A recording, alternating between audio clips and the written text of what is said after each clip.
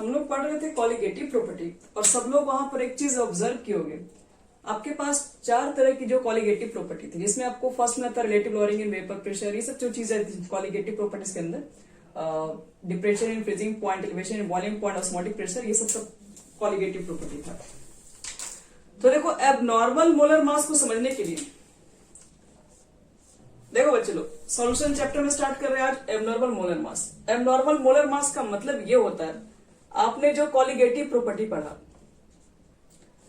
Colligative property हमारे पास कुल मिला के होती है 4 टाइप्स। फर्स्ट हमारे पास था relative lowering in vapour pressure, ठीक है, जिसका फॉर्मूला हम लोग पढ़े थे P naught minus P S बटे में P naught is equal to क्या था, तो हम लोग लिखे थे मोल फ्रैक्शन ऑफ सॉल्यूट हमारे पास आया था, और मोल फ्रैक्शन को जब सॉल्यूट को निकालेंगे तो मोल्स ऑफ सॉल्यूट और बटे में मोल्स ऑफ सॉल्यूशंस करके था, ये पढ़ चुके थे। तो मोल फ्रैक्शन से जो हम लोग क्या कर सकते हैं, मोल फ्रैक्शन ऑफ सॉल्यूट को यहाँ पे मोल्स ऑफ सॉल्यूट हम लोग कैलकुलेट कर सकते हैं और मोल्स ऑफ सॉल्यूट से मॉलिक्यूलर वेट निकाला जा सकता है। सेकंड देखो, आपके पास था elevation in boiling point, elevation in boiling point, जिसमें हम लोग पढ़ते थे डेल्टा जो टीबी होता है वो किसके इक्वल था, केबी इंटू मोलालिटी के, ये पढ़ चुके हैं। और मोलालिटी से हम क्या कर सकते हैं, मोल्स ऑफ सॉल्यूट पर केजी सॉल्वेंट, आप मोल से क्या निकाल सकते हैं, वेट बाय मॉलिक्यूलर वेट, मतलब इस फॉर्मूला से भी हम मॉलिक्यूलर वेट निकाल सकते हैं नॉन वोलेटाइल सॉल्यूट का। फिर देखो नेक्स्ट क्या था हमारे पास, डिप्रेशन इन फ्रीजिंग पॉइंट। तो डिप्रेशन इन फ्रीजिंग पॉइंट में सेमी कंडीशन देखे थे डेल्टा टी एफ के एफ इंटू एम, और यहां से भी मॉलिक्यूलर वेट निकाल सकते थे इस फॉर्मूला से भी। और लास्ट हमने देखा ऑस्मोटिक प्रेशर, और यहां से भी हम मॉलिक्यूलर वेट निकाल सकते थे सी को तोड़ के। तो ये जो कॉलिगेटिव प्रॉपर्टी है, ठीक है, ये सारी कॉलिगेटिव प्रॉपर्टी से आप मॉलिक्यूलर वेट निकाल सकते हैं, लेकिन यहीं पर एक ट्विस्ट है। एबनॉर्मल मोलर मासेस का देखो मतलब क्या होता है, ये चारों कॉलिगेटिव प्रॉपर्टी से मोलर मास निकाल सकते हैं किसी भी नॉन वोलेटाइल सॉल्यूट के लिए। प्रॉब्लम क्या है कि आप इस फॉर्मूला से रख के निकाल रहे हैं, वो मोलर मास कुछ आ रहा है। जब हम एक्सपेरिमेंट करने गए तो मालूम चला कि वो मोलर मास कुछ और आ गया, तब तो फिर ये फॉर्मूला फिर तो हम पढ़ जाएंगे ना सोच में कि फॉर्मूला यूज करें कि नहीं करें, इससे कुछ हो रहा है, एक्सपेरिमेंट करके कुछ हो रहा है, तो हम तो एक्सपेरिमेंट की ही बात मानेंगे, क्योंकि एक्सपेरिमेंटल जो हो रहा है वो सब चीज पर देख रहे हैं, बिलीव कर रहे हैं, हर एक चीज को, हर एक पॉइंट को लिख रहे हैं। अब ये तो एक रेडीमेड फॉर्मूला बना के रखा गया कॉलिगेटिव प्रॉपर्टी के द्वारा। और कॉलिगेटिव प्रॉपर्टी कहता भी क्या है, कॉलिगेटिव प्रॉपर्टी ये कहता है कि सॉल्यूशन की वैसी प्रॉपर्टी जो सिर्फ नंबर ऑफ पार्टिकल्स पे डिपेंड करती है, आप कितने सॉलिड के पार्टिकल्स ले रहे हैं उसको सिर्फ इससे मतलब है, ना कि nature of solid of particles. Nature से कोई मतलब नहीं है, वो जो आप ले रहे हो, जो कंपाउंड्स जो ले रहे हो वो आयनिक है कि कोवैलेंट है कि डाइमर फॉर्म करेगा कि ट्राइमर फॉर्म करेगा, उससे कोई मतलब नहीं है। वो सिर्फ कितना नंबर ले रहे हैं, कितने number of moles of solute ले रहे हैं, सिर्फ उस पर डिपेंड करती है बस कॉलिगेटिव प्रॉपर्टी। तो देखो ध्यान से कि आपके पास होगा क्या है कि कॉलिगेटिव प्रॉपर्टी से आप जो मॉलिक्यूलर मास निकाल के ला रहे हैं, जो मोलर मास निकाल के ला रहे हैं, वो क्या, वो डिफरेंट हो जा रहा है जो एक्सपेरिमेंट से कैलकुलेट करके ला रहे हैं मैं। तो एक्सपेरिमेंटल से वैल्यू अलग आ रहा है, आप जो कैलकुलेट कर रहे हैं वो वैल्यू अलग आ रहा है, तो इसका मतलब है कहीं ना कहीं आपका मोलर मास क्या है, नॉर्मल तरीके से काम नहीं कर रहा है। तो नॉर्मल तरीके से आपका मोलर मास इस फॉर्मूला से काम कर ही नहीं रहा है, तो इसका मतलब है वो जो मास निकल के ला रहे हैं आप वो एक एबनॉर्मल मोलर मास है।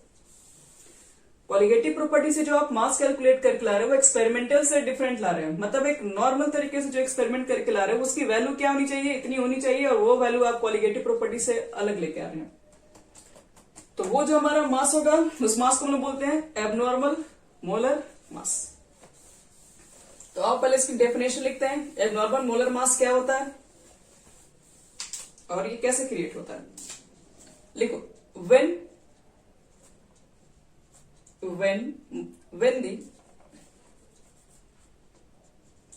the molecular mass of a substance, when the molecular mass of the substance determined, when the molecular mass of a substance determined by studying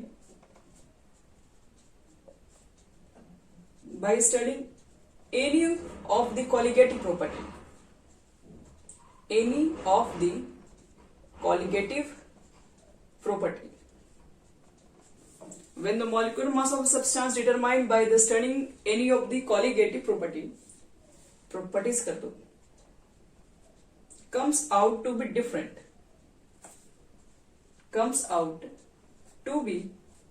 different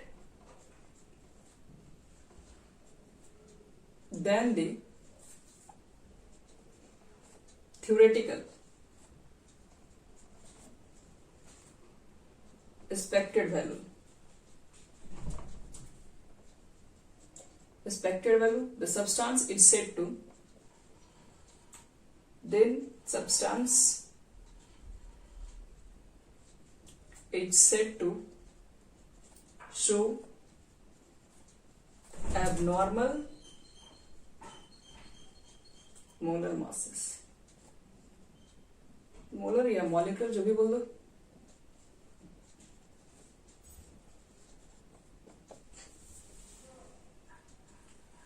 बस कोई भी मॉलिक्यूलर मास जो कि अब डिटरमाइन करके ला रहे colligative property से, वो वैल्यू आपके पास क्या डिफरेंट है एक्सपेक्टेड वैल्यू से। हमारा जो हम लोग एक्सपेक्ट कर रहे थे कितना आना चाहिए और आप लेके आए कुछ और, तो हम बोलेंगे कि आपने जो मोलर मास जो भी कैलकुलेट करके लाए हो वो एक एबनॉर्मल मॉलिक्यूलर मास है वो।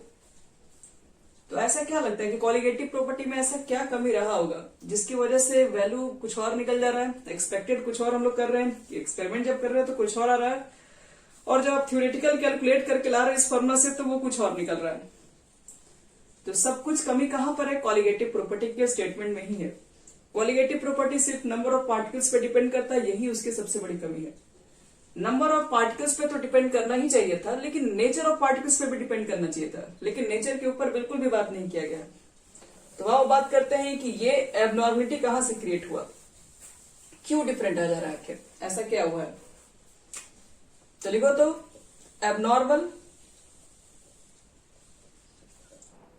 Abnormal molecular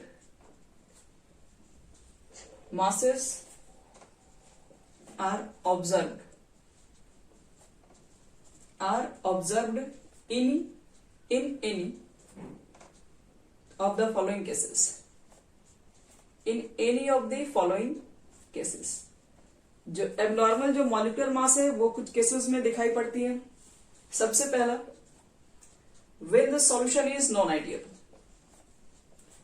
when the solution is non ideal. अगर आपके पास सॉल्यूशन एक नॉन आइडियल है तो आपके पास ये एबनॉर्मलिटी दिखाई पड़ती है। दूसरी बात, व्हेन द कंपाउंड या when the solution undergoes association in the solution, एक मिनट सॉल्यूशन मत लिखो, व्हेन द सॉल्यूट लिख दो, when the solute undergoes association in the solution। अगर आपके पास एक सॉल्यूट एसोसिएट कर गया, मतलब आप जैसे कि क्या होता है ना कि बेंजीन जब यूज करते हो बेंजोइक एसिड, तो दो बेंजोइक एसिड आप डालेंगे दो मॉलिक्यूल्स, और जाने के बाद वो ज्वाइंट होकर एक मॉलिक्यूल्स में कन्वर्ट हो जाएगा।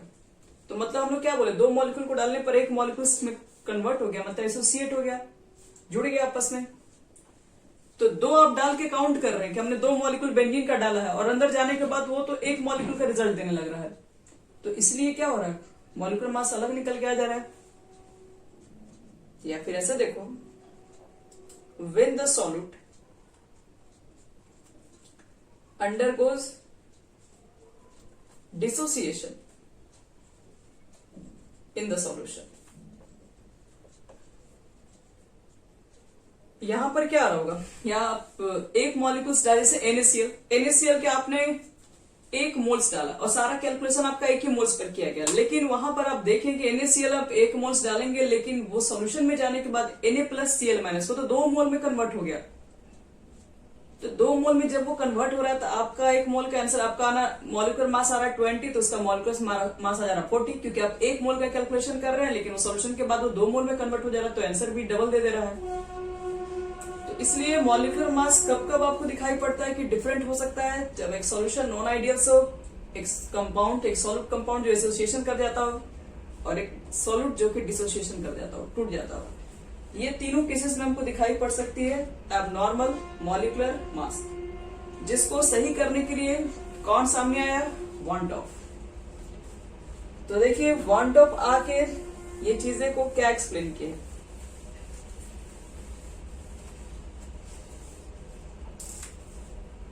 तो इस एबनॉर्मलिटी को सही करने के लिए वन टॉप ने अपना एक फैक्टर दिया है जिसको हम लोग वन टॉप फैक्टर कहते हैं। और वन टॉप फैक्टर का देखो क्या होता है, फॉर्मूला आपको वही बताता है हमें, क्योंकि देखो वन टॉप फैक्टर अभी तो नहीं पढ़ना, आपके सिलेबस में हटा दिया है। तो टू कैलकुलेट, हम थोड़ी सी इसके बारे में नॉलेज दे रहे हैं आपको। To calculate the extent of association, extent of association and dissociation। अब ये कंपाउंड कितना एसोसिएट कर जा रहा है, कितना डिसोसिएट कर जा रहा है, तो वन टॉप ने क्या किया, one top introduce a new factor I is called one top factor. इसको हम लोग वन टॉप फैक्टर कहते हैं। वन टॉप फैक्टर का बहुत बड़ा कंट्रीब्यूशन जो कॉलिगेटिव प्रॉपर्टी की जो फॉर्मूला जो रिजेक्ट होने वाला था, जस्ट देखिए वन टॉप का क्या कंट्रीब्यूशन रहा। एबनॉर्मल जो आपके पास मॉलिक्यूलर मास आने की वजह से कॉलिगेटिव प्रॉपर्टी रिजेक्ट होने वाला था, लेकिन वन टॉप ने आके बचा लिया। क्या देखो क्या किए वो, वन टॉप ने अपना एक फैक्टर दिया जिसको हम लोग आई बोलते हैं, और आई इज इक्वल टू देखो क्या होता है, उन्होंने बोला कि experimental value of colligative property.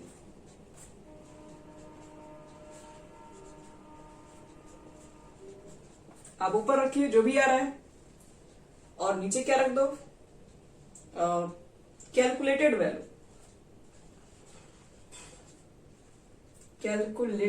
Value of colligative property. जो भी आप कैलकुलेट करके ला रहे हैं फॉर्मूला से, उसको आप नीचे पुट कर दीजिए, और ये दोनों का रेशियो ले लो, और इसी रेशियो को कहा जाता है, याद रखना, वन टॉप फैक्टर। ठीक है, इसको मोलर मास के भी टर्म में लिखा जाता है, जैसे कि experimental value of colligative property को हम लोग ये भी लिख सकते हैं, observed value of colligative property, observed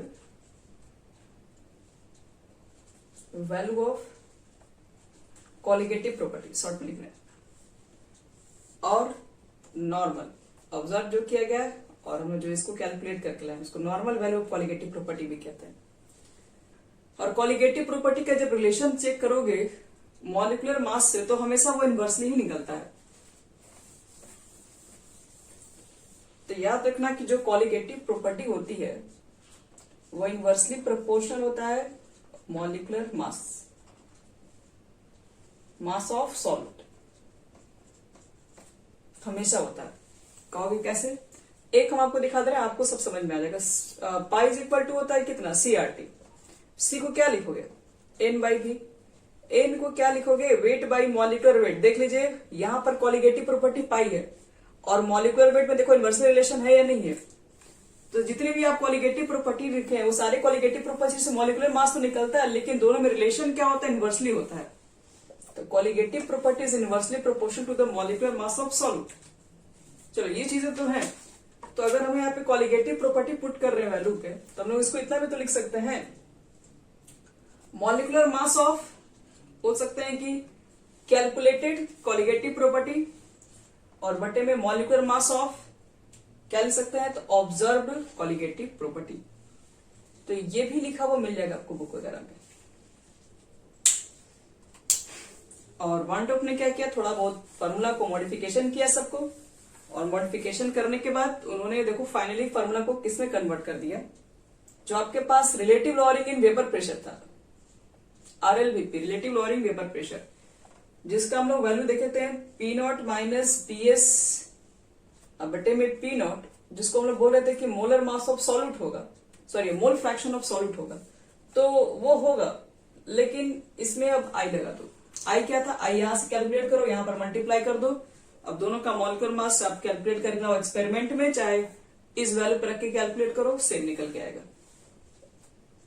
फिर देखो उन्होंने एलिवेशन इन बॉइलिंग पॉइंट में क्या किया, एलिवेशन इन बॉइलिंग पॉइंट, जिसमें लिखे थे delta TB is equal to क्या था, के बी इंटू एम था। तो फॉर्मूला तो वही है, बस यहां पर अब आई से मल्टीप्लाई करना होगा। डिप्रेशन इन फ्रीजिंग पॉइंट, तो डेल्टा टीएफ था, सब कुछ अभी भी सेम है, बस यहां पर आई लग जाता है। और लास्ट हमारे पास क्या रहेगा, लास्ट हमारा था ऑस्मोटिक प्रेशर, जिसमें पाई इज इक्वल टू होता है आई सी आर टी। तो देखो यही आपके पास मॉडिफिकेशन फॉर्मूला होता है, जिसमें वॉन्टॉफ ने बहुत बड़ा कंट्रीब्यूशन दिया, अपने आई फैक्टर का यूज कर दिया, सारा का सारा कॉलिगेटिव प्रॉपर्टी को फिर सही कर दिया। आई मल्टीप्लाई करने से कॉलिगेटिव प्रॉपर्टी क्या हुई, एक्सपेरिमेंटल और आप कैलकुलेटेड दोनों वैल्यू निकाले तो फिर क्या हो गया, सेम आने लगा। तो अब आपको सीधे हम आई के बारे में थोड़ा सा बात कर ले रहे हैं, उसके बाद अब कुछ भी जरूरत नहीं है इसके ऊपर बात करने की, हमारा कंप्लीट लगभग हो चुका है।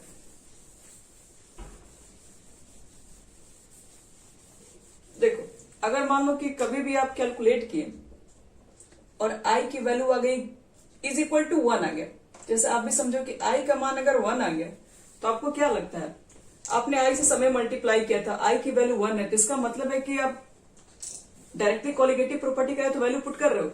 अब लिख रहे हो pi is equal to I C R T, और आई का वैल्यू 1 आ गया, तो इसका मतलब है 1 लिखो या ना लिखो, यानी कि आप तो यही फॉर्मूला यूज कर रहे हैं।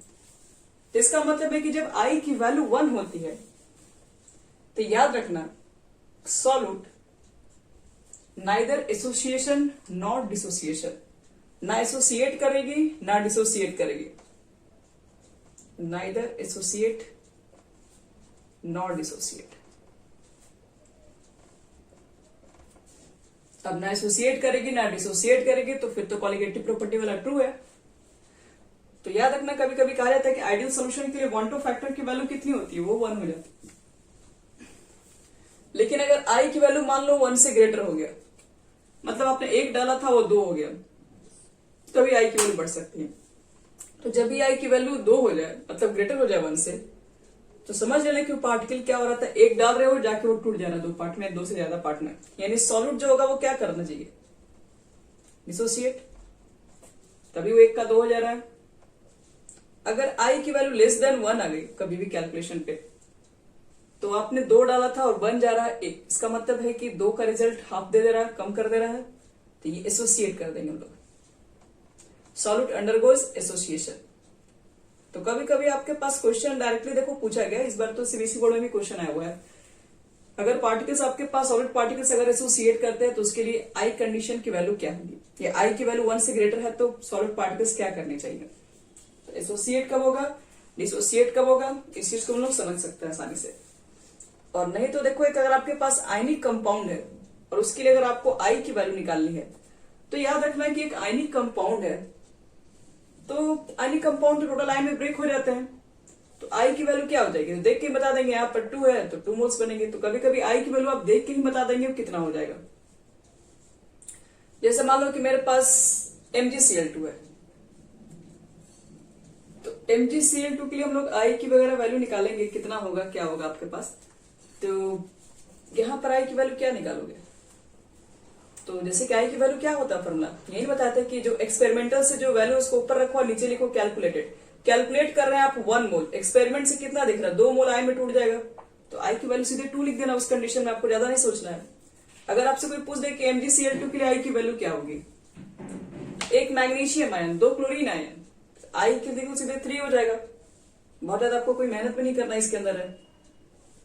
अगर AlCl3 कंपाउंड मिल जाए तो Al पे यहां पर आई की वैल्यू हो जाएगी